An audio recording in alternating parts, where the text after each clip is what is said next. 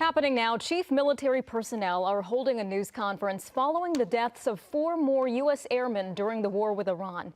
Let's listen in. Iran has no navy. Their missiles, their missile launchers and drones being destroyed or shot out of the sky. Their missile volume is down 90%. Their one-way attack drones yesterday, down 95%. And as the world is seeing, they are exercising sheer desperation in the Straits of Hormuz. Something we're dealing with, we have been dealing with it, and don't need to worry about it.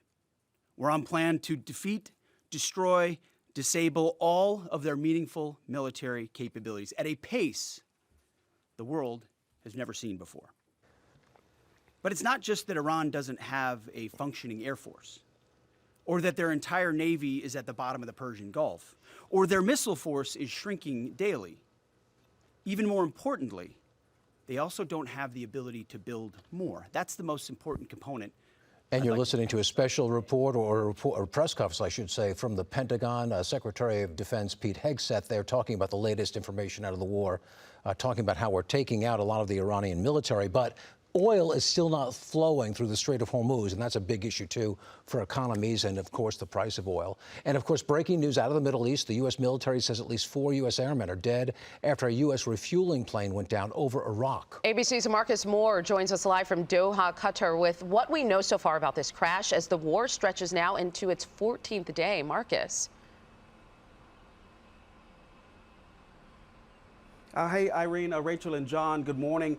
Russia now stands to cash in on this oil crisis here in the Middle East, and we have new indications that Iran is sabotaging the Strait of Hormuz that you heard the secretary talking about just a moment ago. But the big headline this morning is that American plane crashing in Iraq. Overnight, rescue efforts underway after a refueling plane went down in Iraq. The KC-135 aircraft is part of military operations against Iran, but officials say the crash was not because of hostile or friendly fire. Central Command says 2 aircraft were involved. The other plane landed safely. Officials say 4 of the 6 crew members on board the plane are confirmed dead. The 135 is not equipped with parachutes. Meanwhile, Iran's new supreme leader has issued his first public statement through a woman on state TV, vowing Iran will continue targeting global oil supplies by blocking the critical Strait of Hormuz.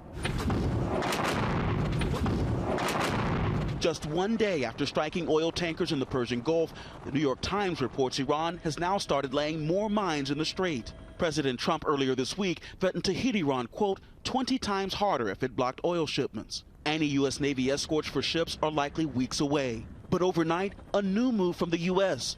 Oil prices dropping slightly after the U.S. government issued a temporary license that will allow countries to buy more oil from Russia. Those barrels are going to end up in China anyway. It is unfortunate, and we hope that it will be in a micro period that they will benefit.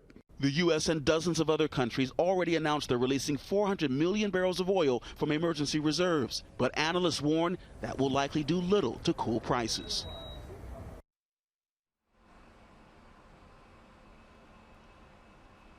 And John, Rachel, and Irene, overnight, a Russian official bragged about Russia making money off of this war, claiming Moscow is earning $150 million per day since the war began. He said, quote, "This is just the beginning of the largest energy crisis ever."